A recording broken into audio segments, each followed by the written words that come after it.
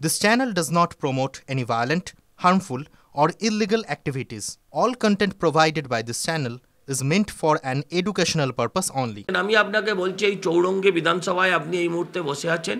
এখানকার গত নির্বাচনগুলোর দিকে তাকিয়ে দেখুন, হ্যাঁ 11টা ওয়ার্ডের মধ্যে 7টা 8টা ওয়ার্ডে ভারতীয় জনতা পার্টি জয়ী হয়।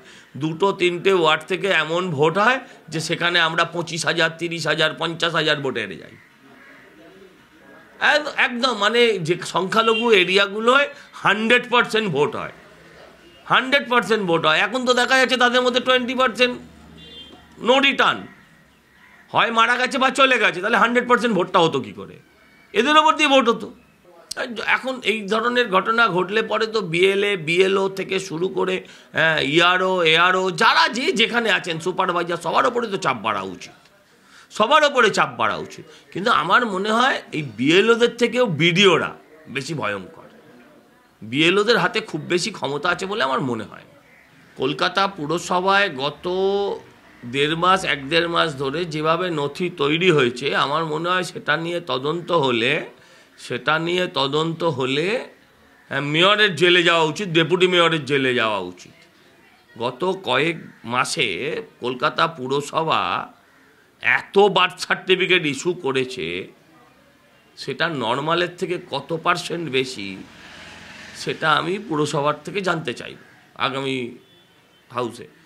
আমি আপনাকে বলছি যে এতক্ষণ শুধু মমতা ব্যানার্জি বলে হলো না, এখন মমতা ব্যানার্জি রাস্তায় নেমে এই মৃত ভোটারদের বা চলে যাওয়া ভোটারদের আবার জীবিত করার পরিকল্পনা করেছে।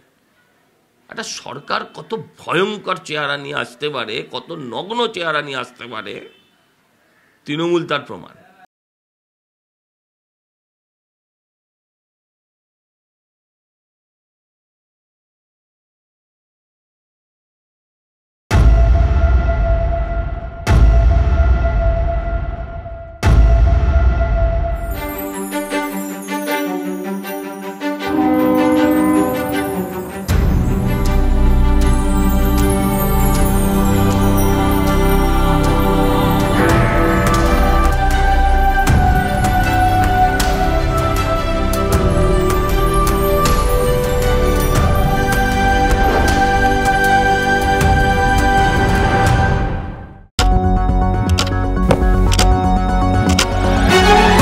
রাজনীতি শুধুই কি রাজার নীতি?